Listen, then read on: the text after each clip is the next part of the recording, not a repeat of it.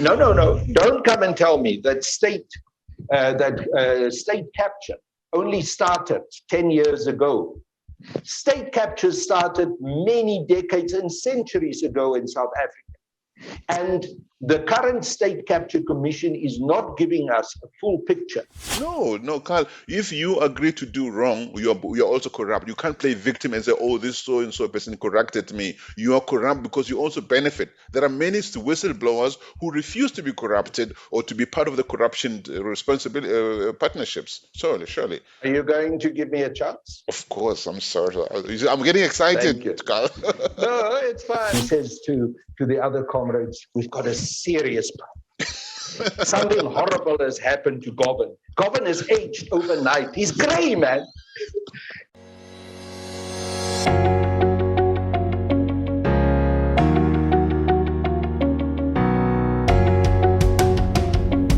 So, welcome. Yes, hello everybody. My name is Solim Weng. Welcome to WorldView, the #1 media company where we explore everyone's perspectives on things that can broaden our own worldview. Today we have Carl Niehaus. You can call him Comrade Carl Niehaus, Ambassador Carl Niehaus, Mr. Carl Niehaus, Mr. Niehaus, or just Carl. I don't know what you want me to call you, Carl. Ambassador Niehaus or just Carl? Sorry, please do me a favor and just call me Carl, Okay. as everyone do. Great. Hi, Carl. I'm so delighted to be speaking to you. The last time you and I spoke was years ago. Yeah, I think at the time you were spokesperson for the ANC, and I was president of the French South Africa Chamber of Commerce down in Cape Town. We had a wonderful luncheon at which you spoke. You came with your wonderful wife at the time. It all went very well. I shared some pictures with you recently. But anyway, so Carl, we live in a world. You actually had to jog my memory, Solly. I didn't recall it immediately, but of course, when you sent me those pictures, it all came flooding back. Yes. As you quite correctly say, we had a lovely time that day. Yeah, we did, definitely. And you spoke very well, as you always do. But, Carl, we live in a world where attention spans are really, really short. People don't read long things anymore, and especially long lives. You have been an anti-apartheid struggle person. You have been in prison for your views on apartheid. You've been South Africa's ambassador to the Netherlands. You have been spokesperson to both Nelson Mandela and to the African National Congress. You've done all of these things. I don't think a lot of young people understand or know those things. They don't have the time to read. So maybe let's imagine that you and I are on the ground one, or on the ground level, and about to take an elevator to the 20th floor, a lift. And I'm giving you an opportunity to do that elevator pitch. Who is Carl? What do you want to be known for and to be associated with? Solly, I would love to be known as someone who took very difficult decisions very early on in my life, when I was a youngster from 16 years old, and eventually at 19 decided to join the African National Congress, to join the liberation struggle. And of course, that led to a number of consequences for me in my private and my personal life, but also in my public life. It led to my own Afrikaner family, to a very large extent, rejecting me. It led to a participation in the ANC's liberation struggle, and also in the armed struggle of the African National Congress. And the consequence of all of that, eventually at the very tender age of 23, was that I was arrested by the old apartheid security police, detained for quite a long time, severely tortured during my detention at John Foster Square. I always tell people, every morning when I put my hearing aids, and I'm listening to you on those hearing aids because they're linked by Bluetooth to this conversation, every morning when I put it in, I'm reminded of one warrant officer, Nick Diertlips, who used to give me quite a panel beating during those sessions of interrogation. But what I would like to be remembered for is I fought a good fight, I hope, for liberation in South Africa, and that I'm continuing to be committed to that liberation struggle, because I say it deliberately in the present tense, in the continuation. Right. because I don't believe our liberation struggle is over by any means. And I'm one of those who believe what Comrade Oliver Reginald Tambo, the first longest serving president of the African National Congress, who was in exile, said that when you talk about liberation, it is not just the vote, it is also economic liberation. And only once the people of South Africa have full economic liberation will we be able to say that we've achieved the objectives that the African National Congress was formed for in 1912. So would you, I mean, I'm assuming that everybody agrees that we obtained political liberation in 94. Would you say that, and if you're saying that we still have to fight for economic liberation, why don't you join the EFF? Because that's what they're doing, apparently. Well, the African National Congress, since its formation in 1912, has been dedicated to not just the political liberation, as you call it, to the achievement of a universal franchise vote. It was also dedicated to full economic liberation. If we go through the documents of the African National Congress, the African claims, the Freedom Charter, the various strategy and tactics documents of the ANC, it is clear that the ANC has always been committed also to economic liberation. Right. And I'm a member of the ANC. I'm a very dedicated member of the African National Congress. I always say to my friends and even to my enemies, the only family I have, seeing that I lost to a very large extent my Afrikaans family, is the African National Congress. Now, you know, Solly, amongst families and in families, one argues, one fights, but eventually you get together. Right. I'm going through one of those phases where I'm arguing and fighting with some of the leadership of the ANC because I disagree with some of the policy positions that they've taken. I disagree with the manner in which they are dealing with the issue of economic transformation. But that doesn't mean that I'm now suddenly going to run off to the EFF or to any other political party. I'm one of those people, once I'm in a particular organization, once I'm dedicated to a particular movement such as the ANC is, I stick it out. I'm not a person who blows with the wind. Right. And as you've heard from my earlier part of my history, I'm also no Johnny come lately. I've been in the ANC for 43 years now. Right. So no one is going to tell me to leave the African National Congress. I will be here whether they like it or not. So where people like, we'll come back to the ANC because there's so much to say and to ask about the ANC, but I'm still interested in Carl. People like Beyers Nodé, was he like your hero, a hero of yours? And others, of course, there were other Africans, men and women at the time who looked at the National Party and said, this is not what you should be doing, this is wrong. Were they your heroes? Who was your biggest hero in the Afrikaans anti-apartheid community at the time? The Afrikaans community, I must say, Wembe, as I used to call him. I met Dr. Beyers Nodé in a very interesting way. I was expelled from the Rand Afrikaans University when I was very young, because I put up posters at the university calling for the release of President Nelson Mandela and for the university to be open to all South Africans. For my little trouble to do so, I was expelled from the university. That led to quite a lot of tension among myself and my dad. In my family. Eventually, my dad threw me out of the house. And I was literally, because I was a youngster, I was not well integrated into the liberation struggle community. I just believed that apartheid was wrong and I acted accordingly. So I was literally out on the street without a place to stay, sleeping for almost 2 weeks on park benches, trying to find my way. And then I saw a poster on a lamp pole at the park where I was. It was from the Sowetan, and it said that Father Simeon Kwane, who was then the dean of the Anglican Church in Johannesburg at St. Mary's Cathedral, was fasting in protest to the evictions of people from informal settlements. I looked at this poster, I said, perhaps this priest will be able to help. So I found my way to St. Mary's Cathedral.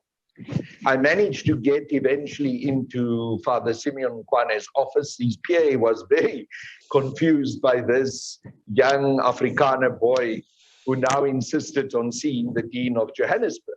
Right. But she did allow me to see him. And when I met him, he said to me, young man, I know someone who will understand you better than I do. Come back tomorrow. So I came back the next day, and as I walked into Father Nkwane's office, there was an elderly gentleman looking just like one of my uncles, and in, you know, one of those safari suits with the short pants Right. and the socks that you pull up. I was about to ask, what was he wearing? He was wearing a safari suit. And Okay. that was Dr. Beyers Nadia. Right. And my first reaction was, what is this Afrikaner oom going to tell me? But when he opened his mouth and he started speaking, it was wisdom. And Oom became my mentor.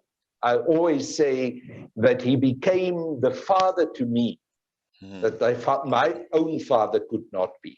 Oh. So for many, many years, until he passed on, Wembe was the person that I went to, that I discussed my political views and also my personal issues. He had garden furniture outside in the back garden of his house under a fruit tree. Right. And we used to sit outside there and talk for hours. And if there's one person who really changed my life, who shaped my views, who made me committed to the liberation struggle, and who also introduced me to the African National Congress, it was Wim Beyers. Yeah, but look, Wim Beyers, of course, is a very known figure. There were many other white South Africans, and particularly African South Africans, young men who refused to serve in the South African army, if you can name it, sorry. Young men who refused to serve in the South African army, with the consensus movement.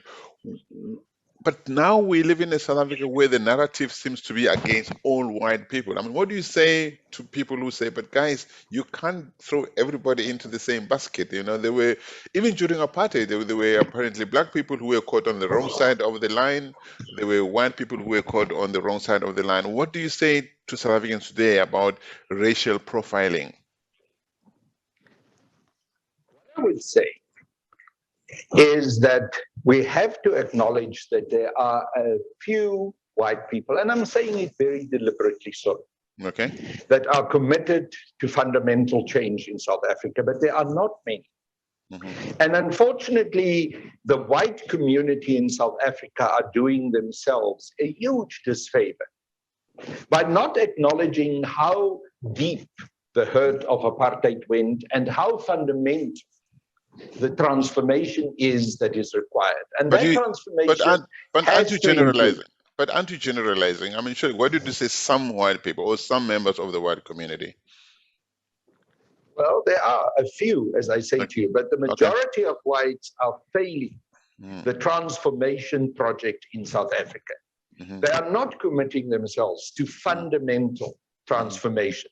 You know, I was one of the people who led a campaign which was called the Home for All campaign a couple of years ago, where we called on whites to come forward to acknowledge the wrongs of the past and to also agree that there must be restitution.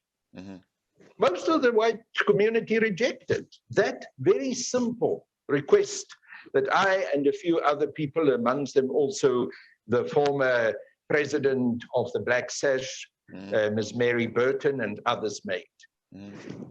You see, the problem that I have is that a large part of the white community think that we can live in this country as if apartheid has never happened. What is restitution? And they do not see it. Restitution, what I mean by restitution is that the wrongs of the past have to be corrected. That the return of the land is critical, and that we need to have a return of the land through expropriation of land without compensation. And I know that it's a controversial subject, but it is absolutely critical. We need to get a transfer. Yeah, but to to whom? To government, to individuals? I mean, how do you identify the land that must be forcibly expropriated and given to somebody else, and who gets to benefit? And given your organization, the ANC's a history now since 1994 of giving mostly to its own people, politically connected people, aren't we running the risk of a Zimbabweanification or the Zanupification of this, of taking away and giving it to the comrades in the ANC like they did to the comrades in ZANU-PF? No, Solly, of course, that is not going to be the program of land restitution, which will be a national government program. Okay. And I'm talking here whether some other people may not like it or not. I'm talking here about nationalization of the land and then making it available for the use of the people who were indeed, in terms of their history, the indigenous people of South Africa to whom this land belonged. And the land was stolen by white colonists. And we have to acknowledge that. And I always say, and it's not a glib phrase, I always say, you don't pay for stolen goods. So a nationalization program of the land to be placed under the control of government and then to be made available for the effective use by the indigenous people of this country, the majority of whom are Black, and specifically African people, is absolutely critical.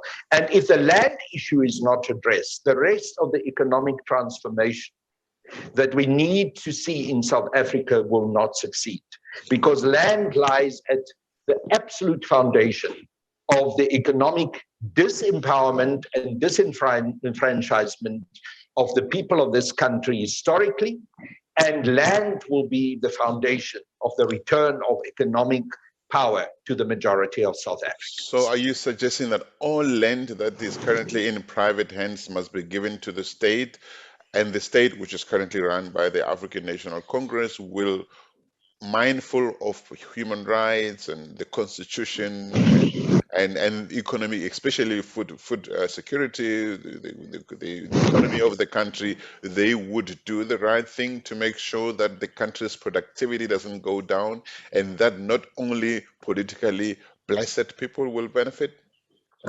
Yes. The short and sweet answer is yes. And then, of course, we need to put the proper processes, the proper mechanisms in place in order to achieve that. Okay. But for me, the nationalization of the land is a critical issue.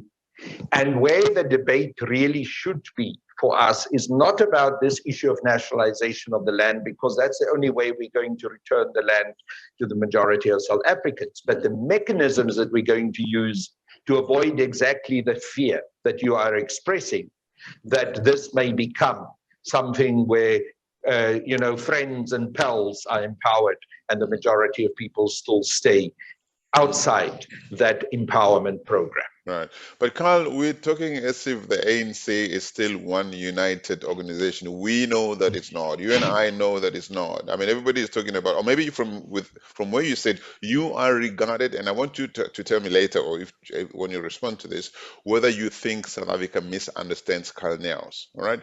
The ANC is seen, from where I said, as a largely fractioned or divided alongside two big, what the faction that is often regarded as the radical economic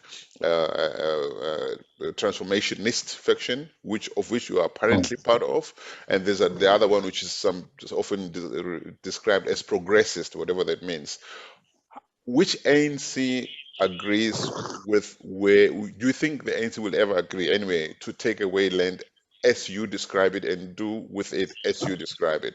How will it get there before while it still even cannot agree on economic policies for the country without internecine fighting within the African National Congress? Solly, the ANC has an economic policy program. It is a fallacy to say that we don't. And that economic policy program was fine-tuned and adopted at the 54th National Conference of the ANC. And that economic policy program is called Radical Economic Transformation. It is there in the resolutions. I can bring you the documents of that conference and you will see it there. Mm-hmm. So to talk about a faction, or as if it is a separate grouping, Mm-hmm. which is radical economic transformation, I reject in its entirety. Okay. The real members of the African National Congress who are committed to the historical mission of the ANC and the roots of the African National Congress are those that embrace this official economic policy program of the ANC, which is radical economic transformation. Those who reject it are outside the economic policy program of the ANC. They are people who are not working for the empowerment of the majority of South Africans. I will not call them progressives at all. In fact, what I would call them are reactionaries. I would call them servants of white monopoly capital. I will call them people that are killing the African National Congress and that they are the real factionists. In the ANC, there is only one economic policy program, and that is radical economic transformation, because it was adopted at the National Conference of the ANC. If anyone wants to change that policy program, they must come to the next National Elective Conference of the ANC and change it. But for now, there's only one economic policy program, and that is radical economic transformation. A lot of the decisions or resolutions taken at ANC conferences, I mean, we see it on TV. It's quite a rowdy environment, and usually we have about 4,000 or so delegates at this event. Do they speak for the Republic of South Africa? I mean, what is everything that's good for the ANC good for South Africa? Do all these resolutions only look at what's good for the ANC, or do they also look at what's good at holding South Africa together, as per the Constitution of the Republic? The ANC was set up in 1912 as the preeminent liberation movement. Mm-hmm. So it has a duty, it has a historical task to not just take care of itself, but to take care of the country. But it hasn't taken care of the country, Carl. Come on.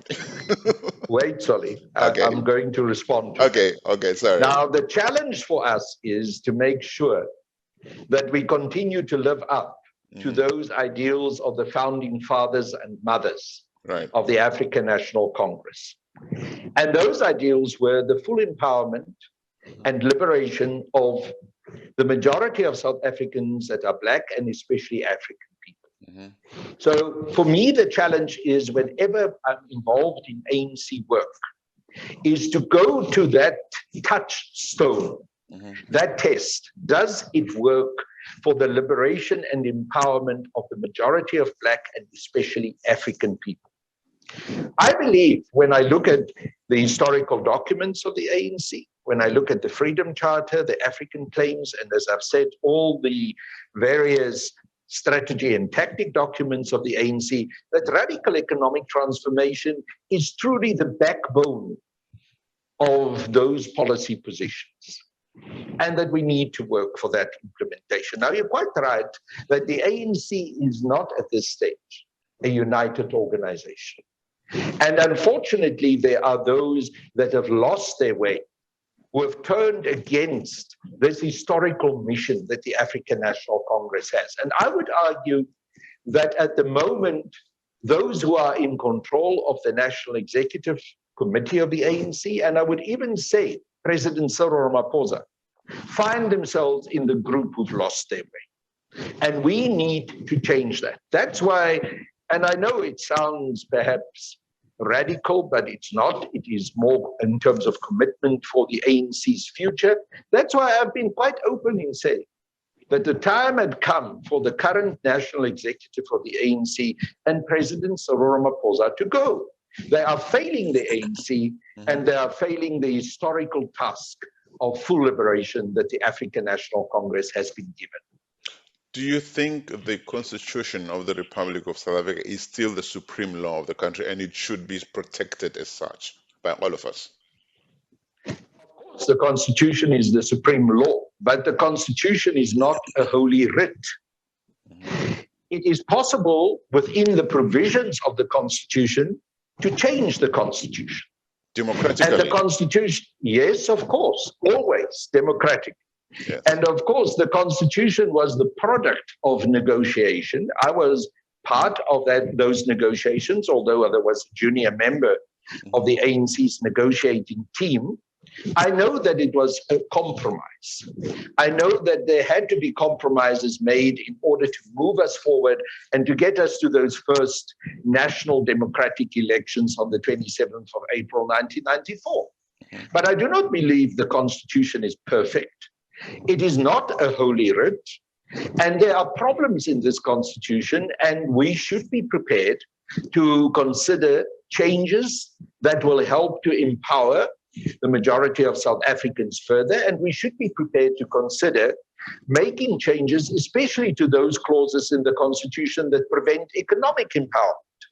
I have a problem with the way in which the property clauses in the Constitution have been written, because they are actually continuing to perpetuate the old colonial property power relations and dynamics. I have a problem with Section 25 of the Constitution and the way in which it makes it almost impossible to do what I've said earlier is absolutely necessary, and that is to get the land returned to the people through a process of no compensation and proper restitution.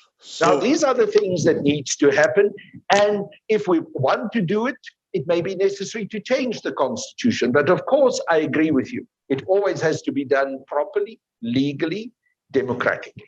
Well, they tried. It failed democratically because they couldn't gather the numbers, right? So why don't we just move on and find other ways to tackle the same problem? But also, you keep talking about the Black indigenous people. What do you say of the Khoi and the San, or the people who consider themselves to be the First Nations of South Africa? Where do they sit in all of this?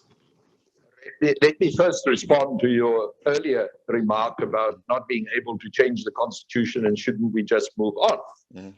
I think it would be critical for us to work for a program of African unity amongst all Africans. And there I would include other parties that are representative of African people, not just the African National Congress. When you say African people, do you mean Black people? Yes. So what about you? Are you an African people person?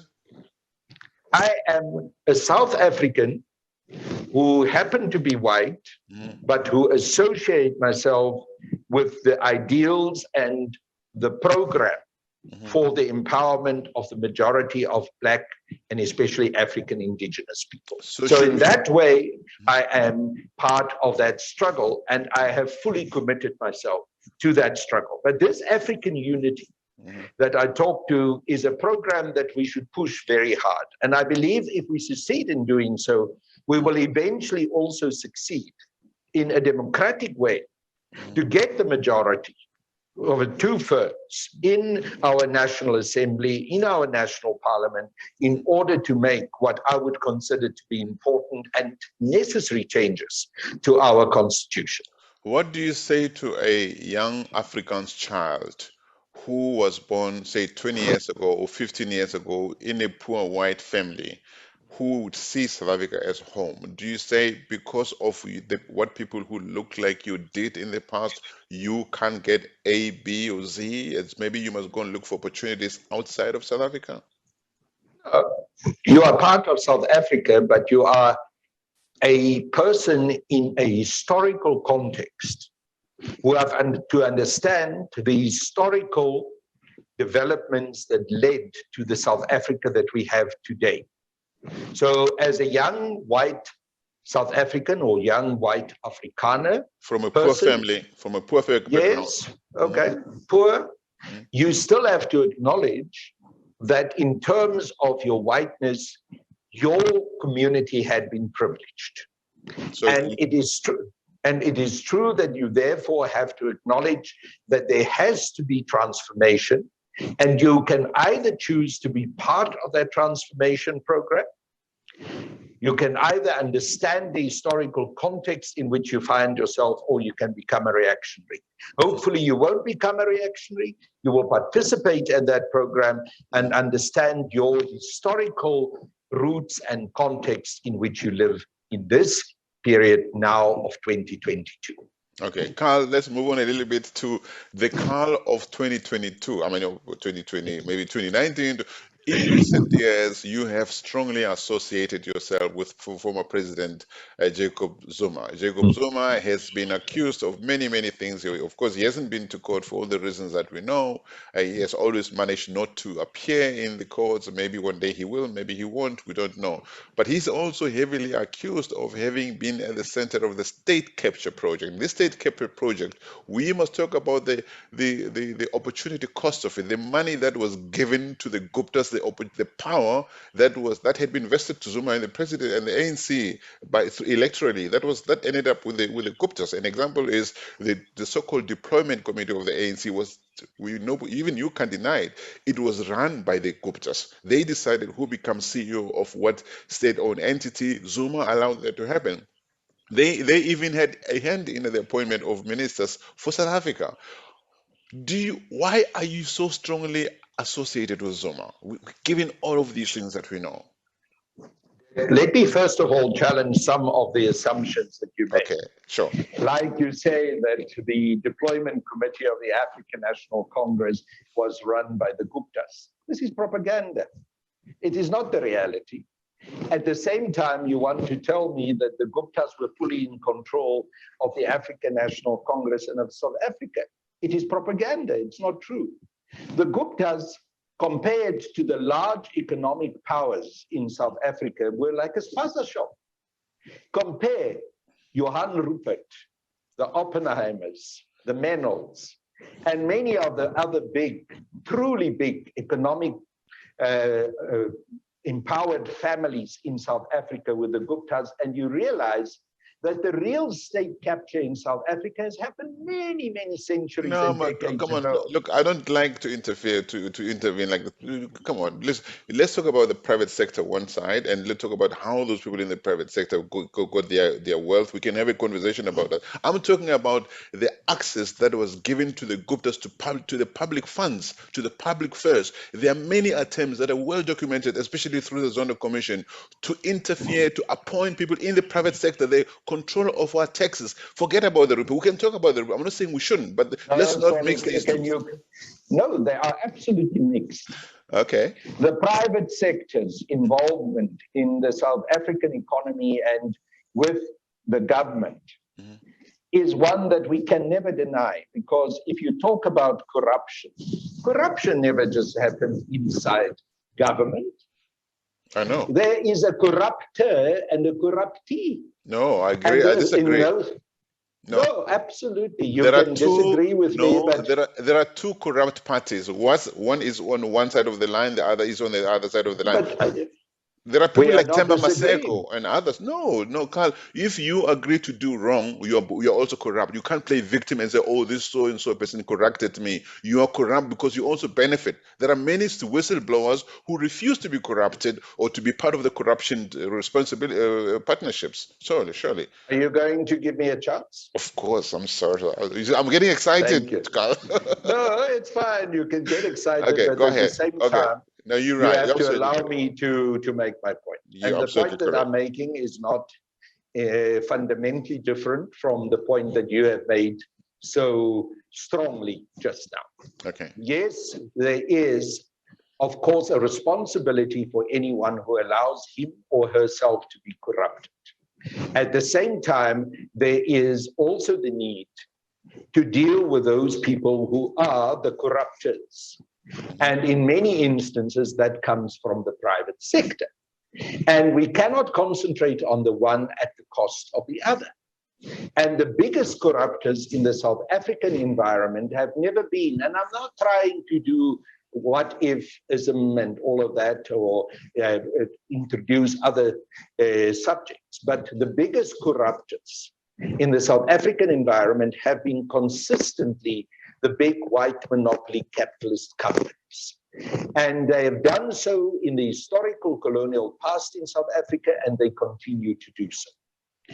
What the Guptas had done, and I am no person who is here to try and have a brief for the Guptas. I've never even met them in my life.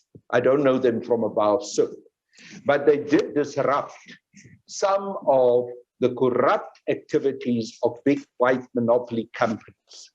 And the biggest reason why they became the target was not so much because they were involved in corruption, but because of that disruption that they engaged in within the mining sector, especially, as you know, with regards to the coal mining sector.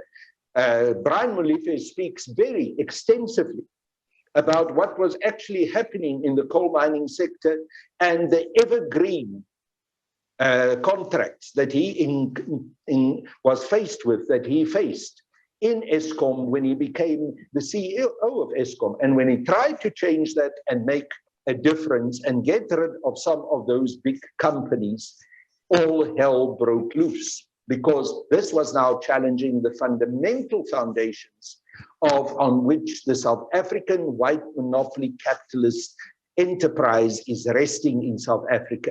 And these are the issues that has to be addressed too. Yes, by all means, complain about corrupt activities that may or may not have taken place on the side of the Guptas. But don't come and tell me that the biggest corruptors in South Africa were the Guptas. No, don't come and tell me. No. Don't come and tell me that state capture only started 10 years ago. State capture started many decades and centuries ago in South Africa. And the current State Capture Commission is not giving us a full picture of what truly is state capture. Unfortunately, the current State Capture Commission became a tool for a particular grouping and faction within the African National Congress and for the big white monopoly capitalist companies to get rid of those who they felt were getting in their way. And as such, it was a selective tool, and it was not an honest and true reflection of what state capture in South Africa is. I'm all for dealing with state capture, but I'm not dealing for selective justice. I'm not dealing for a situation where the blindfold gets taken off the eyes of Lady Justice and suddenly she can now target certain people, certain organizations, certain groupings, and others are being left off the hook. Okay, That is not justice. You also need to allow me to speak. I'm allowing you. Do you believe in the principle of winners take all and zero-sum games? In other words, forget what was negotiated in 94 or prior to 94. In a marriage, Carl, I don't know if you're married now or any form of relationships, you got people come together and say, we're going to walk a journey together, right? And along the journey, there will be compromises. If you can't have compromises, then don't walk a journey with anybody. So we, the people, the diverse people of South Africa, came together in prior to '94, and the ANC was a big player in that journey. In the end, we ended up with a compromise in the constitution. Everybody knows it's a compromise because nobody won a war against the other parties, right? And we needed to save South Africa from a possible, outbreak of civil war that could have been protracted. So surely you don't, once you've signed those agreements, somewhere down the line, you say, okay, I don't want this marriage anymore. Let's go and rewrite those agreements. Maybe you should just walk away and find another partner, Otherwise, because South Africa will always be a diverse country. Let's face it.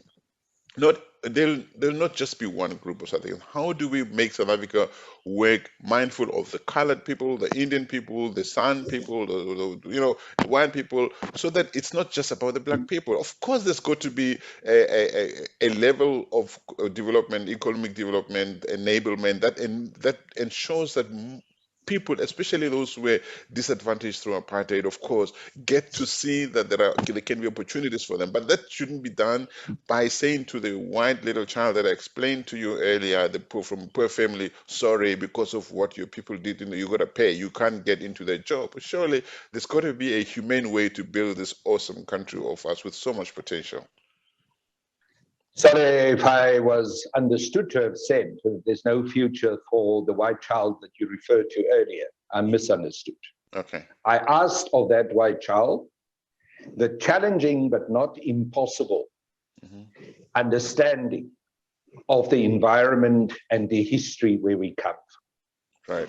With regards to the relationship that we have in South Africa between different communities and the manner in which that was negotiated before 1994, which then eventually led to our final constitution that was adopted. Surely we live in a society that progresses. Surely we also acknowledge that at a particular point, you make compromises because that is what is possible. But it doesn't mean that those compromises necessarily means justice.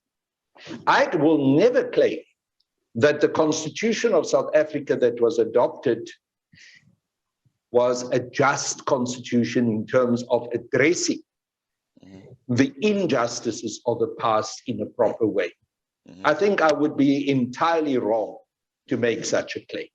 Now, if I say that that is not the case, then surely as time progresses, as you acknowledge, as dynamics change, as things are fluid, one comes to a point where you say some of those injustices that we had to accept because we didn't win a military war against the apartheid regime can now be changed. And it should be possible for us to renegotiate some of those issues. And one of them, as I've referred to you, is the issue of land and the economic injustices that we continue to face in South Africa. So there can be a process of negotiation and change. Change is part of life. That's why I'm against the idea that the Constitution must be as if it is cast in concrete, that it cannot be changed. Right. Okay. Those who do so are interested in maintaining the illegitimate, unjust gains that they managed to negotiate in 1994 because the power dynamics were in their favor. They are now trying to say that this constitution is a holy writ because they want to continue to maintain those unjust and illegitimate rights that they managed to get for themselves. Okay. In a true democratic society, as the dynamics change, it should be possible to address those injustices and bring justice to the majority of South Africans. Okay. Before we continue, thank you very much. I know that you have to be somewhere at past. It's about 10 past now. Can we go for another 10, 15 minutes? Of course. I am sorry that there was a bit of a delay because of the manner in which we fought with the poor data provision system that we have in South Africa. I always say to people, Carl, that internet connection must be regarded as a basic human right all over the world. It must I agree with you, human right. and I'm very unhappy about the way in which our government, also the ANC, has mismanaged the issue of the availability of data and the availability of proper networks in South Africa. They're too expensive. They are poor. Yeah. You can go to many other African countries that we as South Africans are arrogant enough to think that we are better developed. And you go there and you have cheaper data and better connections than we have in South Africa. This is a pathetic failure from the side of our government and of our mobile industry, and it has to be corrected. Please tell them that when you get into the same place with them, please. I keep on saying it all the time because I'm not a very patient person, as you must have heard. But I got a little bit irritated when we couldn't get the connection right. Yeah, I saw that. I am not patient with people's incompetence. And this is the result of selfish incompetence and people lining their pockets rather than taking care of the majority of South Africans. And I agree with you, data is a right and everyone should have it. And it was emphasized by what happened during the COVID-19 pandemic, when poor, mainly Black and African kids were not able to get proper education through distant learning because data is too expensive and anyhow it's not available in many of the townships where they live. Carl, let's go back to the discussion about, so just to be clear, are you saying the Guptas and Zuma should be left alone? That's why, and you are proudly associated with Zuma. Is it what you're saying? No, I'm not saying that anyone should be left alone. I think Okay. there should be Okay. proper investigations, but I also think that justice should be blind. Right. And I have followed the manner in which President Zuma has been treated right from the beginning for more than 22 years. I think I'm one of the few people who can say that I've attended every legal court appearance of President Zuma since he was first charged. I'm sure you recall that even that time that you referred to earlier when we met, this was one of the topics of discussion, that we referred to how President Zuma gets treated. President Zuma has been treated in an unfair manner because of selective justice, and he has been specifically targeted for reasons that I don't believe are because of so-called or alleged criminal actions that he had undertaken, but because he has been targeted for political reasons. And I am against that. I'm not against President Zuma getting his proper day in court, but I am against the political manipulation of the legal system.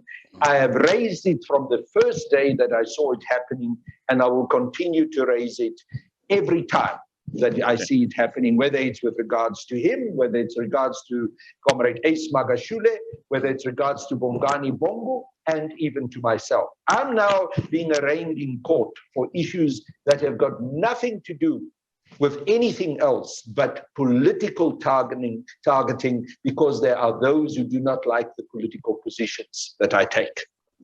Did you see the riots that happened last year coming? I mean, did you know that there were individuals planning these riots soon after the former president Zuma was arrested? And did you know that they were coming? No, I did not know that there were any individuals planning so-called upheaval or unrest. I could see that we are in a tinderbox. I could see that there are socio-economic reasons why an uprising and violence could erupt. I warned about it. I'm extensively warning about it in a press conference that I held outside the gates of Nkandla on the 8th of July. And if you go back to what I said there, you will understand the circumstances and the context in which I expressed my concern. But I'm not one of those who believe that there was a small group of conspirators somewhere in a little back room planning this revolt or unrest. It was an outbreak of an upheaval of unrest because of the socioeconomic circumstances that we are faced with. And part of the spark that led to that was because of the arrest of President Zuma, not because there were people who were coordinating.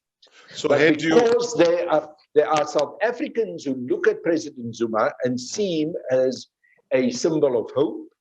And when he was arrested, when that whole unfair, I believe, unconstitutional set of actions were taking place against him, it led to them beginning to feel they lose hope. They became frustrated, and it led to the situation that we had seen. But President Ramaphosa was wrong to refer to this as a coordinated and planned revolt. It never was that.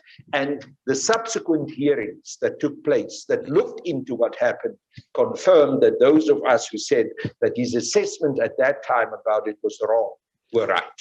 So, I mean, the Constitutional Court ruled, I think, recently that Zuma must go back to jail. Do you think that Zuma must go back to jail because the law says, the criminal justice system says so?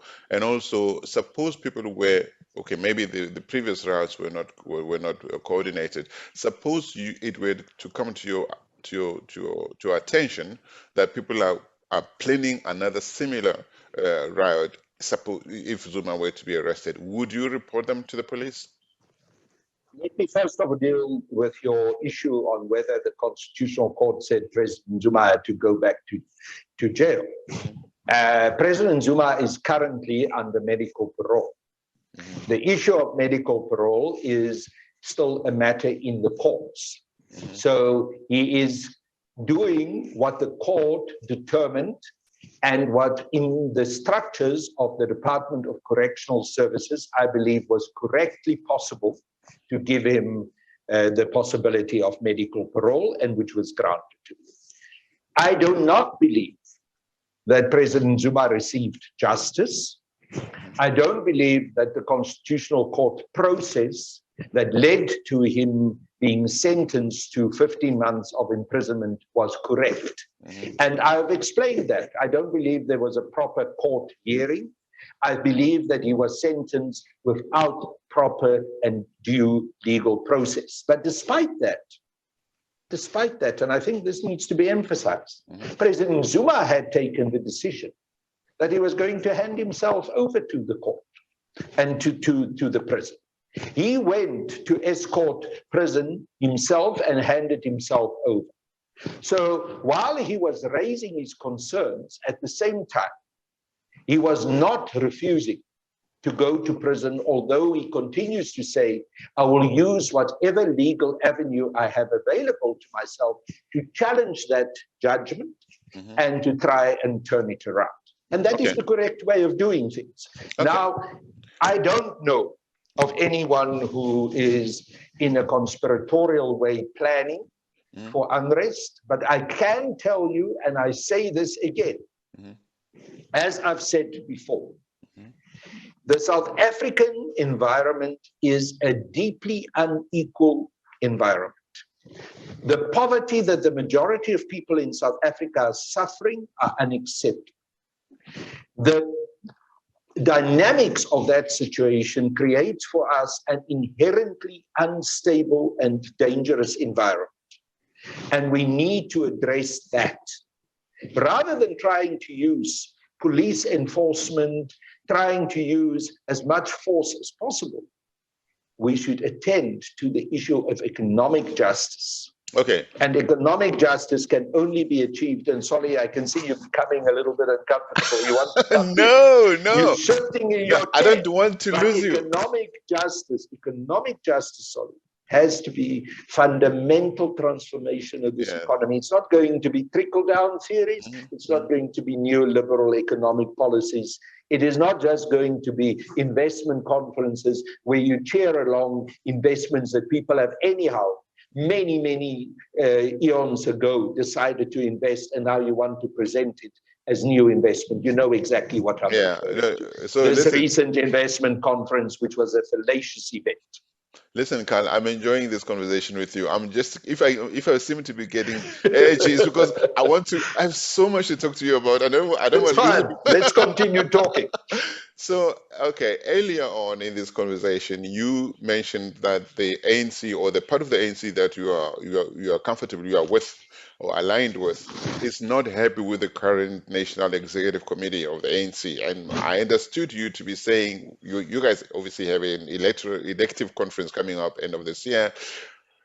Maybe there are plans to defeat Ramaphosa so that the right people come back and revive the ANC as you understand it, right? Now, in that case, suppose that were to be a successful Democrat intra-party project to vote and get somebody else. Do you see in the future ANC people like Ace Magashule in there and others who have been discredited through state capture, corruption, and other forms of corruption? Well, first of all, Ace Magashule has not been discredited through even the current very limited and flawed state capture commission. So do you see He's hardly mentioned it. He was also not even called to appear in front of that commission. The only thing that Comrade Ace Magashule had to face was what I call trumped up charges on a so-called oversight charge that was brought against him, which is falling apart. There's not even a single witness that the state can present in his case. We will wait to hear what the judge finally decides in the application that he made for that case to be thrown out of court. But I would say that he has an extremely strong case to get that to be done. And why not having Comrade Ace Magashule as one of the leaders of the African National Congress leading the ANC. Why not? Because there's been propaganda against him, because some Afrikaans gentlemen decided to write a fictional book called Mafia State or whatever, and try to call Comrade Ace Magashule a mafia. Let us deal with the reality. Okay. Let us deal with also democratic processes, and if the majority of ANC members through proper democratic processes, where the ANC branches are properly engaged, where the structures are honored, where there's not brown envelopes making the rounds, where there's not R1 billion being used to buy a presidency and buy positions for certain people on the National Executive Committee, if there's a majority decision in a proper democratic way by the delegates of the ANC at the next National Elective Conference of the ANC to put Comrade Ace Magashule and others in top leadership positions, why not? Okay. Surely they deserve to be there if they are elected and they are representatives of the people. Remember, a leader is never someone who just represents himself or presents himself. A leader must come through the people, from the people, in the service of the people. Our current leadership are not that. They bought their positions with brown envelopes. Including David Mabuza. But anyway, I have an interesting question for you about David Mabuza. But before we go there, I have I don't know what year you left school, Carl. Me, I left it many years ago. It's a multiple it's a multiple choice question, the next one. I left school in 1978. I'm old. Eh? Okay, I left. And when did you leave school? In 1986. You're a spring chicken. Yeah, it's all in the head of the holder. Become grayer than me. How did you manage that? You have no idea. Since about 31, my hair has been getting grayer and grayer, and it's really gray right now. I keep cutting it, coloring it. I have never done a chisco, bro. I don't think I have the right head for it. I want to tell you quickly a very funny story. Okay. Comrade Thabo Mbeki's father, Comrade Govan, he turned gray very early in his life, but no one knew because he used to color the hair.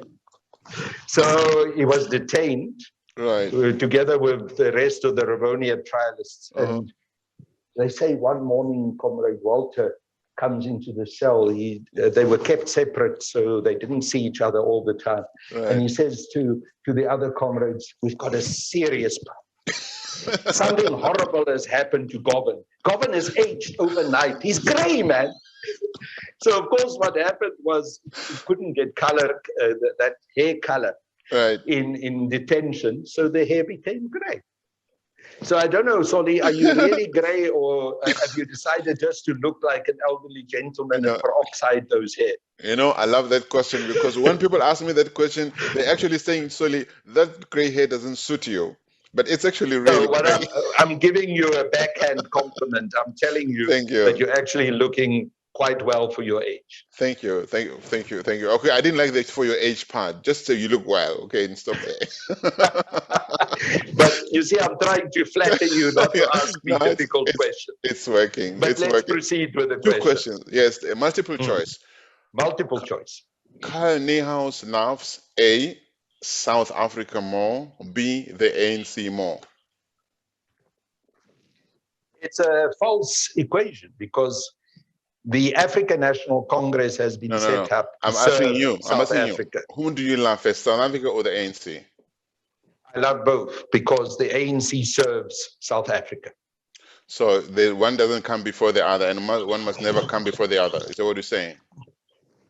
Of course, the country has always been there. The ANC has been there to serve the country. I love the ANC because it has to serve the people of this country. The day the ANC fails to serve the people, I will have a serious problem with the ANC. And that's why I have a serious problem with the current leadership of the ANC, because they're not serving the people, and therefore they are not serving South Africa. Okay, we'll go with that. Now, here's my other question. It's you smart, man. That's a problem with people like you. You will never corner me with a multiple question, Solly. Don't Yeah, even you try. slipped yourself out. You wiggled yourself No, out very I'm quickly. giving you an honest. No, no. That's The fine. reality is, I've given you an honest answer, a I true honest answer. yeah. That's why I said let's go with that one. Here's my Okay, other thank you. question. So, Carl, it's been said, going back to the 2017 elections, ANC elections, when Ramaphosa became president of the party and Mabuza became deputy president of the party. Now, Mabuza, prior to that, had been reported to be part of the Premier League. He was close to Magashule, and was it the other gentleman from the Northwest? And Zuma, the three of them were aligned, were seen, at least reported to be aligned together. And suddenly this man appears on the Ramaphosa side. And it was also reported soon after those elections that Ramaphosa won because of Mabuza. Mabuza gave him the votes that could have gone to Dr. Nkosazana Dlamini Zuma. I've never seen the RET faction angry at Mabuza. How come? Why? I mean, if this guy betrayed you in the last minute, not even a peep. Nobody have ever said we're gonna get you. You stole our vote and gave it to Ramaphosa. Is there a deal between? Is it a sleeper for the RET faction in the current administration? Are you guys? Is there like a deal between you guys and Mabuza? What's going on there? Why are you not angry at him? Sorry, one of my friends said to me, I doubt whether you, meaning me, are really a politician because you are too honest. Right. So my answer to you is going to be, I hope that Comrade Didi Mabuza can sleep at night. I hope he can live with himself. Because my view is that he betrayed us. And I've said so before, so if you haven't heard that view from me, perhaps you didn't hear me speaking out loud enough, because I did. Now, perhaps he can still vindicate himself in the upcoming conference, because he's got a lot of wrong to make right. He's got a lot of wrong to make right. Part of the consequences of what we are faced with today and the betrayal of the ANC lies at his doorstep because of what he did at the 54th National Conference of the ANC in the last hours when that election took place. So there's my straight answer. It's perhaps not very political, but I hope it's honest. So do you see him as a potential future president of South Africa? And if yes, because usually in the tradition, at least the practice of the African National Congress, the deputy becomes president. Up to now, the deputy becomes president. He's the deputy. He's lying low. He's not making a lot of noise. He doesn't make too many controversial statements. And your people, apart from what you just said, and when I say your people, I mean the RET side of the Zuma aligned part of the African National Congress, has not really made a lot of noise against him. So is he like going to be the guy who's going to say, okay, guys, come on, we're all brothers and sisters, let's work together. I'm the next guy here, I'll work for you. And will you believe him if he says that? Will you support him to be able to be there? My answer is the following. Let the people in the African National Congress, the members in the branches decide. In the process of them deciding, let them remember what Comrade Didi Mabuza did at the 54th National Conference. Okay, so if they calculate that in, we will see. I'm leaving it up to them to decide how that history should impact on their decision. Okay, whom would you support to replace Ramaphosa? I'm not going to give you a name, not because I'm trying to wriggle myself out of a difficult question, but because I would be not proper in terms of my own understanding and belief about how the democratic processes in the ANC has to function. Right. The ANC leaders will obviously consider their own positions, but ultimately they will have to consider the decisions of the branches of the ANC and those delegates who get sent by the branches to the conference. So at this stage, it will be for me entirely wrong and unprocedural to try and give you a name of who I think should emerge. But what I can say, sorry, is it should not be Cyril Ramaphosa. Okay. He is not going to serve the interests of the African National Congress as a liberation movement. And to come back to your question, that multiple answer question that you gave me earlier, because he will not serve the ANC, he will not serve the country. And the country will be a failed nation under a continuation of a presidency by Cyril Ramaphosa. Okay, thank you. My last question to you is, do you feel misunderstood either by the ANC or your old comrades? That's part one of it. Part two of it is there anything that you would have wanted me to ask you that I didn't ask you?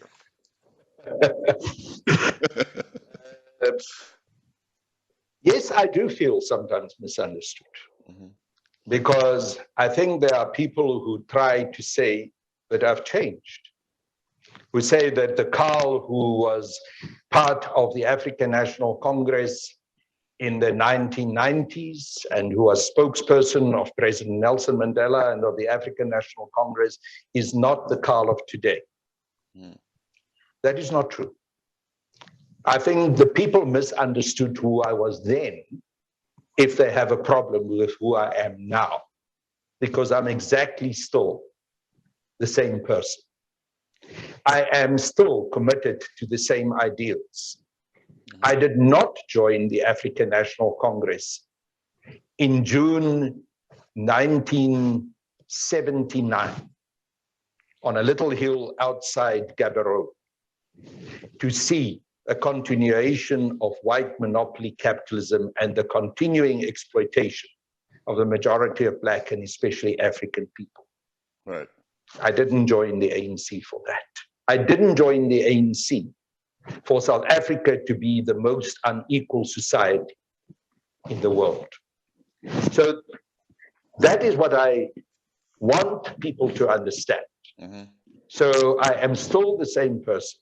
And if I'm misunderstood that I'm not, then I would like to get that misconception to be understood and to be corrected. The question that I wanted you to ask is, why did the Ngenge Nguni Council decide to rename and call me Mpangazita? You didn't ask me that question. I didn't know. When did that happen, Carl? About 2-3 weeks ago, the Nguni Council said, we want to honor you for your long-standing commitment to the liberation struggle. We want to name you after what has been many of the warriors and warrior kings of the Nguni people. What they've been called Mpangazita. Okay. Now, Mpangazita has got many different nuances of translation, but amongst it is planner, but also he who eats his enemy. Sure. Carl, you eat your enemies? Well, one thing I can assure you is I never cower. I do not run away. I state my case. I will continue to fight. So if you ask me why I'm called that name, because I will not sell out. I will continue to fight. Do you think the South African, and this is my really final question, do you think the South African Reserve Bank should be nationalized? And if so, to what benefit? Absolutely. And you know, it's not even a radical thing to nationalize the South African Reserve Bank, sorry, because the Reserve Bank in the United States of America, the central bank in the United Kingdom, in Canada, all of those banks are nationalized. It is an anomaly that we have in South Africa that there are private shareholders who are able to be shareholders and who are able to have a say in the South African Reserve Bank. It is part of our national pride. It is important that the Reserve Bank should be in full control of our government and of our state. And anyhow, while we're talking about it, the Reserve Bank should not just be an inflation targeting tool. It should also be a tool for growth. It should be a tool for economic development. And That is part of the reason why there are those who are currently still private owners of shares in the Reserve Bank who want to hold on to it because they want to prevent the Reserve Bank from being turned into a tool of true economic development and empowerment in South Africa. So yes, it must be nationalized. They must listen also to what the Prime Minister of Canada said when the Reserve Bank in Canada was nationalized. He said, without the nationalization of the Reserve Bank, how can we have pride in ourselves as a nation? I asked the same question of South Africa. And you have managed to, especially the side of the ANC where you are at. I know that you've really brought in, explained some things in your perspective. Of course, not everybody's going to agree with you, but that's okay. That's how it goes, right? At least you have had an opportunity to even tell us about your new name, and I enjoyed that. Thanks, Solly, and thanks for the opportunity, and God bless. Thank you. Have a nice day further. Thank you. Okay, bye-bye. To our viewers out there, my name is Solly Mweng again. You've been watching me in a conversation, sometimes heated, with Carl Niehaus, who's the former ambassador of South Africa to the Netherlands, spokesperson for the African National Congress, Nelson Mandela. He has been an activist since a young age. He was also a young participant in the negotiations that led to a new dispensation. Thank you for having come this far in this conversation. I really hope that you continue watching us and that you share WorldView, the #1 media company where we explore everyone's perspectives on things that will broaden our own worldview. Thank you very much.